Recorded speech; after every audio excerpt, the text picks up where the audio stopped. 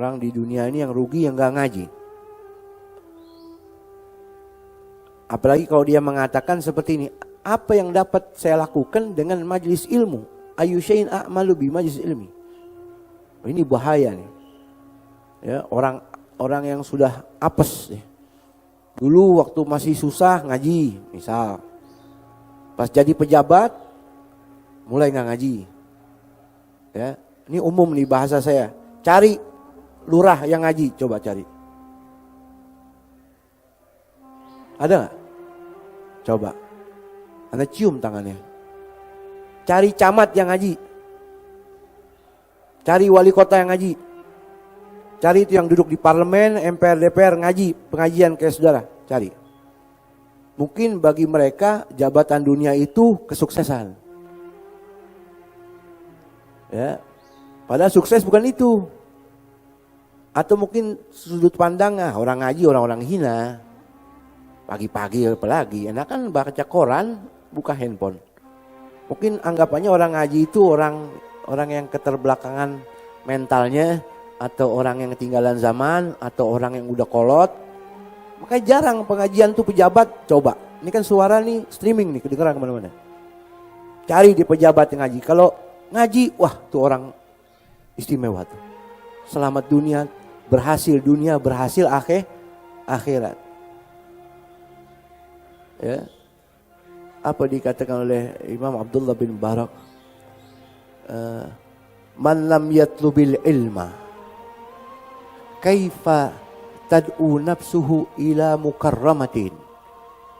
Man lam yatlubil ilma, siapa orang gak mau ngaji, kaifa tad'u nafsuhu ila mukarramatin, bagaimana jiwanya bisa ngajak dia berbuat baik. Dia gak mau ngaji, gimana jiwanya bisa menuntun dia untuk jadi orang baik? Nggak ngerti ilmu. Gimana dia mau ibadahnya mau benar? Nggak tahu ilmunya. Makanya Nabi suruh kita itu disuruh ngaji bukan sampai kita jadi ustadz, bukan. Bukan sampai kita jadi kiai, jadi ulama, bukan. Atau sampai jadi pejabat, bukan. Minal mahdi dalah hadi. Dari mulai masih kecil, masih dibuai, masih dalam buayan orang tua, sampai masuk liang lahat. Sesibuk apapun kita ibu bapak, jangan tinggalin pengajian. Walaupun seminggu sekali. Gak bisa 2 minggu sekali. Gak bisa sebulan sekali. Gak bisa setahun sekali. Gak bisa juga. Kenapa ente? Sibuk ana beb. Ana bisnismen. Ana hidup di parlemen. Ana pejabat negara. Taib, ini semua temporer. Jangan jadi budak dunia kita.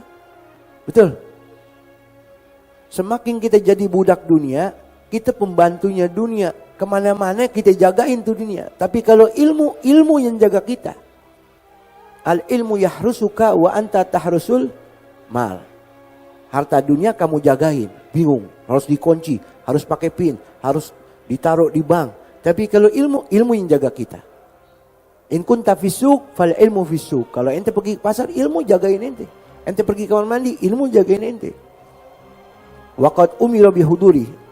Sementara kita sudah disuruh untuk menghadiri pengajian. Siapa yang suruh kita ngaji? Nabi kita Muhammad SAW. Idza marartum bi riyadil jannati farta'u. Kalau kalian lihat ada taman sorga, mampir, duduk. Qalu wa ma riyadul jannah, apa itu taman surga ya Rasulullah? Qala hilaqud dzikri, majlis ilmu.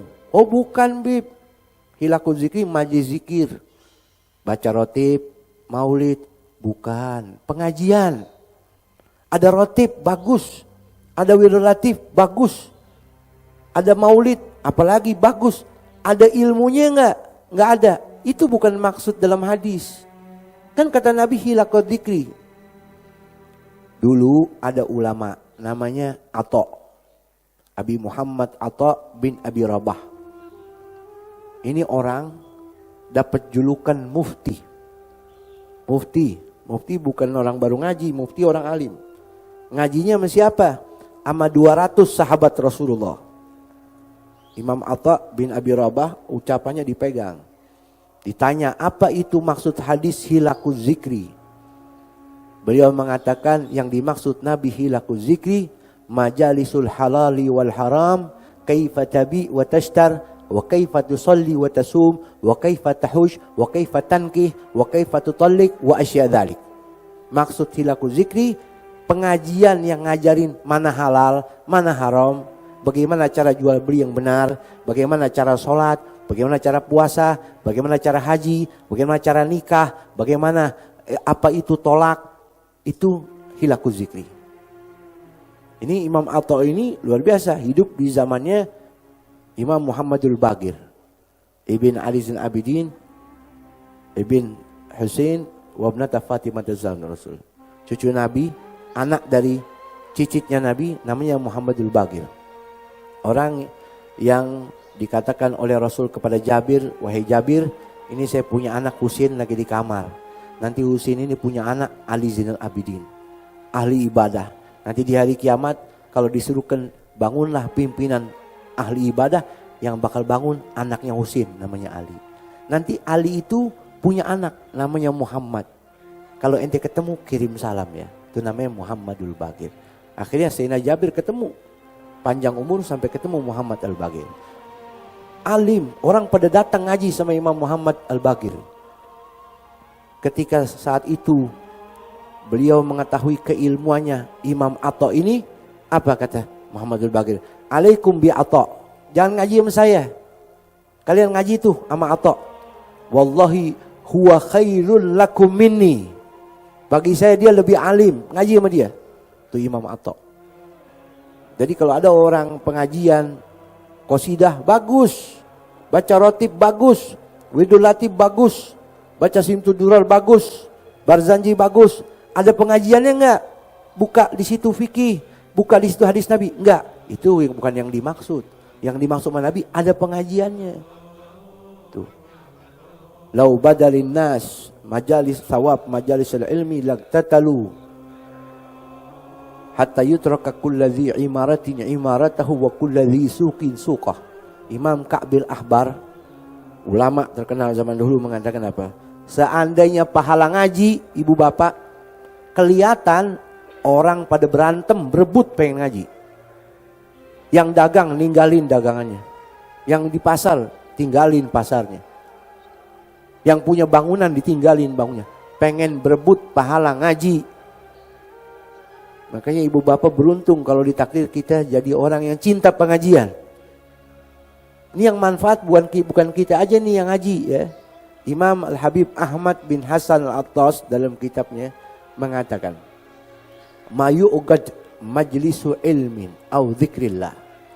Tidak diadakan majlis taklim, pengajian, mayu'gadu majlisa ilmin au dzikrillah, majlis zikir, majlis pengajian yang di situ apalagi ada zikir pada Allah ya, illa ansya'allahu min dzalikal majlisi sahabatan baida, melainkan Allah akan menciptakan berkat majlis perkumpulan itu awan berwarna putih.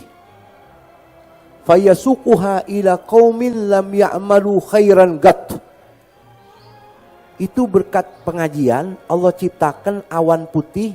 Itu awan putih saudara berjalan nyari kampung yang di situ ahli maksiat, nyari perkumpulan yang di situ nggak pernah melakukan amal soleh. Wa yumtiruha alaihim, diturunkan hujan di kampung itu, diturunkan hujan di lembah itu, diturunkan hujan di kelompok itu. Fayasiru kulluhum minas suwada. Berkat kejatuhan air hujan dari awan putih itu, sekampung jadi orang baik. Berkat siapa? Berkat pengajian.